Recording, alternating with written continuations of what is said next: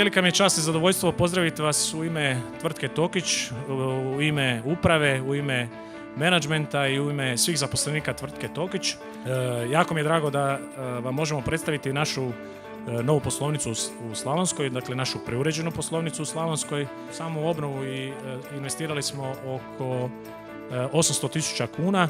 Ja vjerujem da je rezultat dobar, a ono što mogu reći po prodajnim rezultatima vidim da su kupci izuzetno zadovoljni.